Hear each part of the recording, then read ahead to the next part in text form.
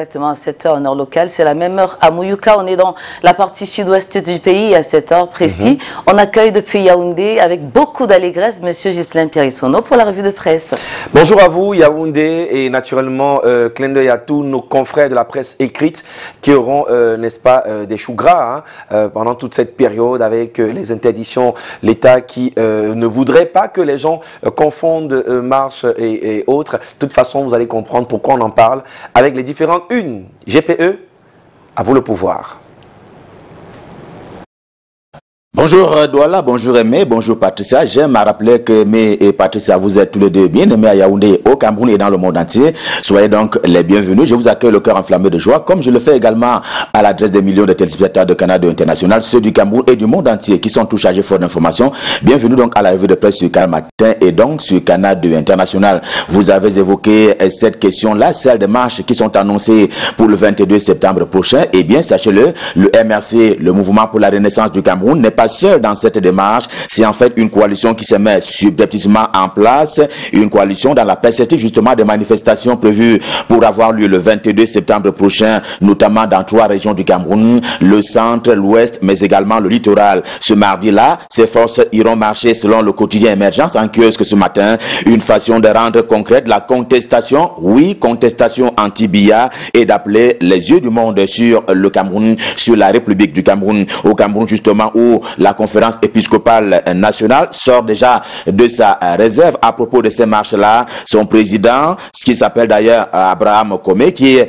évêque du côté des Bafang, il est donc monté au créneau pour donner à voir et entendre et donner ainsi raison à ceux qui revendiquent à corps et à créer la réforme du système électoral depuis belle lurette au Cameroun. C'est une nouvelle dénonciation, entre autres, du code électoral actuel qui est jugé partiel et acquis à la cause du parti au pouvoir, le RDPC, si l'on s'en tient justement à ces revendications dont on sait qu'elles iraient aboutir avec ces marches prévues donc pour avoir lieu le 22 septembre prochain. Le quotidien Le Messager de Jean-François Chanon, également en kiosque ce jour, considère pour grande la sortie de l'église catholique qui est au Cameroun. L'évêque des Bafang, on l'indiquait tantôt, qui exige donc pour ainsi dire la construction par consensus d'un code électoral sans lequel la messe est dite concernant notamment les élections régionales le 6 décembre prochain et même les autres consultations électorales. Cela a été constamment une revendication des partis politiques de l'opposition. Eh bien, l'église catholique qui est au Cameroun est donc montée au créneau. L'évêque semble couper la poire en deux mains.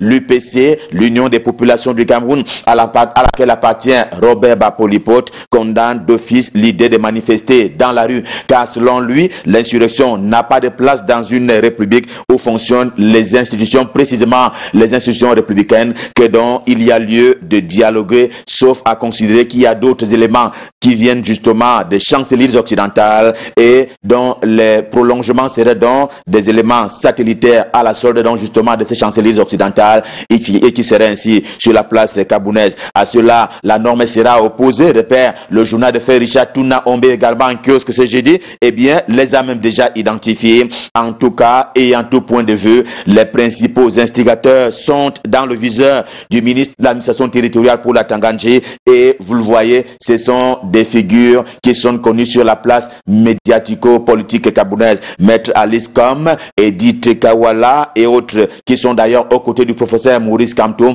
dans la perspective de ces marches-là qui pourraient avoir lieu le 22 septembre prochain. À la suite du journal Repère, le quotidien donne la parole au patron de la communication du Cameroun. Eh bien, question de rappeler quelles sont les dispositions légales en matière de manifestations publiques au Cameroun. Le ministre de la communication, René Emmanuel Sadi, qui est d'ailleurs porte-parole du gouvernement, il s'appuie notamment sur le code pénal camerounais et la loi du 22 décembre 2014 qui porte répression des actes terroristes au Cameroun. La République est en prolongement de ce rappel des faits, en tout cas en prolongement du quotidien Le Quotidien, face aux appels à l'insurrection et même au renversement des institutions de la République. Le gouvernement ne prendra donc aucun risque à donc rappeler Le ministre de la Communication, eh bien, force restera et restera encore à la loi. Cameroun Tribune, le quotidien camerounais à capitaux publics, également en kiosque ce jour, table lui aussi sur ce communiqué du ministre de la Communication, René Emmanuel Sadi. Il faut que cela soit clair. Acteurs principaux et accessoires passeraient à la barre en vertu de la loi camerounaise en la matière. Et voilà donc la mise en garde qui a été servie une fois encore à la suite du ministre de l'administration territoriale par le ministre de la Communication, René Emmanuel Sadi. Dans ce cas, c'est le professeur Maurice Kamto qui sera donc dos au mur. Tribune bilingue en kiosque également explique qu'en cas d'échec, le mouvement pour la renaissance du Cameroun, le MRC, verrait une mort politique. Lui qui n'a pas d'élu et qui espère revivre, en tout cas à l'occasion de la tonalité que pourrait lui apporter la communauté internationale si jamais les marches ont lieu sur le Cameroun le 22 septembre prochain. Lui, il est par contre sur le terrain de la conquête, notamment des cœurs des Camerounais, et il y va avec une espèce de consensus qui se dégage effectivement des cœurs de ses militants. Le Rassemblement démocratique du peuple camerounais, RDPC, ratisse l'âge, l'action, le journal du comité central de ce parti politique s'en vante d'ailleurs, car au centre des choix qu'il opère, lui, le RDPC, il y a le critère jeunesse qui prévaut. Il y a de la place pour elle à l'effet donc de révéler des nouvelles puissances d'hommes et de femmes capables et aussi de faire carrière politique. Tout peut paraître calme de l'extérieur, mais pourtant à l'intérieur, il y a comme un torchon qui brûle entre la base du RDPC et le sommet de cette formation politique. Le détective également en kiosque ce jour évente pour ainsi dire les pratiques qui ont cours et qui sont manifestement aux antipodes de la circulaire du 10 septembre dernier qui a été signée par le président national du RDPC, le président Paul Biya. Le journal redoute pour ainsi dire la corruption et le monnayage, source de déchirement qu'il ne fallait surtout pas provoquer en lançant les sanctions notamment dirigées contre certains militants du RDPC. C'est une façon de revenir un peu sur le conseil de discipline qui a été présidé par l'ancien premier ministre Peter Mafani Moussongue qui a donc commis des sanctions à l'adresse d'un certain nombre de militants du parti local de Saint-Éloi Bidon. Est également en une principale du quotidien Le Soir ce matin. À la fin, déclare-t-il, eh bien, cette suspension du parti est liée à ses velléités de faire acte de candidature aujourd'hui comme hier, car faut-il le rappeler, Saint-Éloi Bidon a voulu faire acte de candidature comme maire du côté de Yaoundé 6e et en amont, il y a une quinzaine d'années, voulait faire acte de candidature pour challenger Paul Biya à la tête du RDPC, le Rassemblement démocratique du peuple camerounais, et c'est ce qui est à l'origine de la mauvaise foi dans des rassemblements des destructeurs et profiteurs du Cameroun, RDPC étant ainsi entendu par Saint-Éloi Bidon qui crache dans le feu ce matin dans les colonnes du journal Le Soir. La preuve vivante de cela, c'est le montant à débourser pour trouver et traverser ainsi le péage. Le quotidien Mutation des Gab, Georges Alain Boyomo, édition de ce jour, nous le fait dire ce mercredi, eh bien, la sélection des candidats est gouvernée au RDPC par un double emploi, le chantage et les marchandages, comme s'il s'agissait d'un marché où l'on vend et achète des produits à caractère matériel. Gardons aux mauvaises pratiques qui feraient du parti au pouvoir un parti à tout le moins vide, avec notamment un certain nombre de coquilles qui pourraient ne pas lui faire bénéficier d'un certain nombre de voix sur le marché électoral à venir. Quel que soit d'ailleurs le vainqueur de ces élections régionales, le département du Noun a déjà dit son mot. La Gazette du Noun, également en kiosque, porte celui-ci un plaidoyer pour que la présidence du conseil régional pour ce qui est de la région de l'Ouest revienne à ce département, le département du Noun, en vertu, dit-il, des équilibres à la fois sociologique et contextuel. La compétition politique se nourrit aussi des compromis et même des compromissions, semble conclure la Gazette du Noun, édition de ce jour. Et c'est un bel exemple que rappelle également Direct Info en kiosque. Eh bien, bel exemple de vivre ensemble au plan politique entre le Rassemblement démocratique du peuple camerounais RDPC et l'Union des populations du Cameroun UPC, sous-tendu par une alliance alors paraphée, on s'en souvient en son temps par Augustin Frédéric Kodok, secrétaire général de l'Union des populations du Cameroun, dont l'épigone Robert Bapolipote assure d'ailleurs le suivi de cette alliance entre le RDPC et l'Union des populations du Cameroun. Et puis, la presse parle très souvent peu d'elle-même et de ses acteurs. Réalité, le journal de Pongware qui dit en kiosque ce matin franchit la glace en se félicitant de cet exploit qui a été réalisé par un confrère, Charles Ebouné, pour ne pas le nommer, qui vient donc d'être nommé ambassadeur extraordinaire par 2 universités américaines. Il en sera le porte-parole sur la planète Terre, y compris à Yaoundé, qui abrite d'ailleurs l'un des campus de ces 2 universités américaines. Regard du Monde plonge également dans la recherche scientifique au Cameroun. Il ne se prive pas de faire une fleur au professeur René Joly-Assako. C'est un géographe camerounais au relan et au talent reconnu, et bien qui a déjà commis une dizaine d'ouvrages, dont le dernier est intitulé La géographie transcendante. La météo, le journal de Dieu de Nain-20 est également en kiosque ce jour. Le journal s'inquiète au regard des documents frappés pourtant du sceau de la confidentialité et qui se retrouvent hélas dans la rue et même dans les réseaux sociaux alors qu'ils sont destinés au ministre d'État René, Laurent Esso, qui est par ailleurs le garde des Sceaux. La question se pose donc, qui véhicule-t-il ces documents sur la place publique et donc dans les réseaux sociaux? Diapason n'a pas de réponse à cette préoccupation. Le journal se contente plutôt de s'appesantir sur ce qui s'apparente et qui s'annonce comme étant un nouveau commencement dans la gestion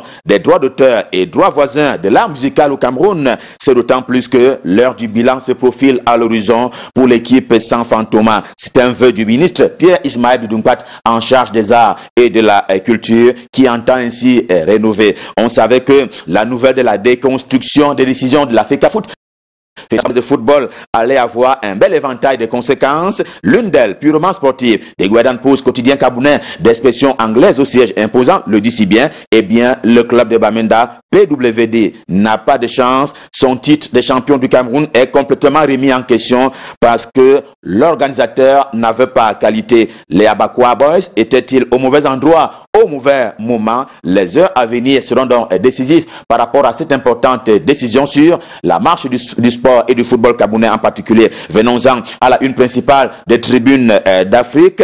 On en sait un peu plus sur ce qui s'apparente à une crise entre le directeur général et le directeur général adjoint de Camerco. La vérité, c'est le directeur général qui imprime ainsi l'orthodoxie administrative et qui se situe à milieu du directeur général adjoint qui engage l'entreprise sans délégation, ni de signature, ni de pouvoir. Puis encore, explique le journal Tribune d'Afrique ce matin, il fait des observations à celui dont il est censé être assistant. D'où donc l'éditorial de Tendjika sur le casting des hommes que l'on nomme à des postes de responsabilité au Cameroun, à moins de composer avec des complicités malveillantes des présidents de conseils d'administration. Revue de presse Made in Cameroun, édition de ce jour Stop Fin, le cœur enflammé de joie, nous vous avons servi. On prend rendez-vous pour demain quand il sera 7 h pour le même exercice. Et nous serons dans les mêmes dispositions et même prédispositions. Question de vous servir. Et aussi, ils sont à Douala, la capitale économique du Cameroun, pour vous servir. Merci Gislain Pierre. On va comprendre que, heureusement, nos techniciens chevronnés se sont battus pour que nous puissions avoir ces éléments parce que le climat n'est pas favorable, en tout cas ces derniers temps. Mais on a eu notre livraison de ce 16 septembre de la revue de presse. On va plutôt saluer la maestria de toute l'équipe technique de Canal 2 International et bien sûr de Canal Matin. Allez, Gislain Pierre, on vous souhaite le meilleur en cette journée, une journée vraiment colorée. On a suivi avec beaucoup d'attention cette lecture des unes des journaux parus sur l'ensemble du territoire national. Donc demain, ce sera un autre jour. On sera tout autant content de vous accueillir. Pour l'instant, on va continuer en rappelant que sont à l'honneur les Edith. Edith Aboate, on avait très vite pensé que toutes les Edith étaient la cible de Kotobas, cette chanson très populaire, mais Edith, prénom particulier. Mais là, c'était un peu positif, hein? Oui, naturellement. Parce qu'il disait que Edith, c'était une fleur à l'endroit d'Edith, une Edith particulièrement qui apportait du soleil à sa vie, en fait. Parce que Edith est malade et pas dans toute la ville. Bon, les histoires d'amour pour toutes les Edith ce matin, vous en connaissez des Edith? J'en connais certainement beaucoup, mais dont les noms de famille m'échappent un peu ce matin, mais vont certainement se reconnaître. Si vous portez ce joli prénom, sentez-vous célébrer aujourd'hui? Edith Chaya, Oui. Edith Abesolo, Edith Siale, une amie très proche. Maman Edith, la maman de mon frère du côté de Yaoundé. Les Edith que vous connaissez, n'hésitez pas à leur dire aujourd'hui. C'est le 16 septembre, c'est leur fête. Bonne fête à toutes les Edith. Voilà. Même comme il y en a quelques-uns au masculin qui s'appellent Edith. Tout à fait. J'en connais aussi. Je crois que Valérie Giscard... Non, je crois... Ah, exactement ça, vous devez le connaître. Ah, vous parlez de Edith Giscard Nono. Est-ce que son Edith Giscard Nono, c'est sensiblement la même chose en fait. On va vérifier. Parce qu'il n'y a plus de prénoms pour les gens. Autant on porte les prénoms des garçons, autant les garçons portent aussi les prénoms des filles. Et c'est ça qui est bien. Merci à vous, chers compagnons, bonheur de nous renouveler votre fidélité chaque jour, de lundi à vendredi, à partir de 6h30. On va faire un clin d'œil particulier à nos annonceurs, appelant qu'on aura ma chanson du cœur aujourd'hui. Oui, on aura ma chanson du cœur, on aura un complément d'information sur l'actualité, on aura les éphémérides. Vous savez que l'ancien président du côté de Mali, Moussa Traoré, n'est plus depuis hier. On reviendra dessus. C'est une information aussi à partager. Et les dates autour du 16 septembre, on va remonter quelques années et naturellement vous dire que vous pourriez, dans 5 minutes, aller sur la page Facebook de Canal Matin, choisir ma chanson du cœur. Et aujourd'hui, Patricia, on a décidé de mettre en face deux musiques qui ont la même histoire. En anglais comme en français, les histoires des gars qui rencontrent la même fille, qui draguent la même fille et qui ne savent pas que chacun de son côté est le rival de l'autre. Absolument. On a donc Marc-Antoine aux côtés de Singila, Chikao et Usher avec R. Kelly, Robert Kelly, le titre Same, ça vous ravive des souvenirs. Voilà. Peut-être vous êtes cette fille qui a été discutée par Miss Van, j'imagine que ça vous arrive tout le temps. Hein. De toute façon, discuter encore. Essayez, on verra ce que ça va donner pour Patricia. On se rappelle que Jean-Michel, quand il disait, les femmes discutent quand il est au Carrefour, au Carrefour des jeunes demoiselles, là, c'est un Carrefour de quoi en fait là? On va fouiller quand même. Il nous a tellement baladé dans ses belles créations, Jean-Michel Cancan, l'humoriste. Alors pour revenir à l'histoire, n'oubliez pas, attendez un tout petit peu, 5 minutes, duo R. Kelly Usher. Quel duo. De l'autre côté, Marc-Antoine Singila, quel autre duo? Vous aurez l'embarras aujourd'hui, mais c'est une chanson et on veut l'histoire de la chanson. Exact. Pourquoi vous choisissez Je suis KO ou alors Same Girl? Ça vous est arrivé? Dites-nous tout sur la page Facebook de Canal Matin. En attendant, on va faire un clin d'œil particulier à tous nos annonceurs juste derrière. Vous savez, chaque jour est une date historique. À tout de suite.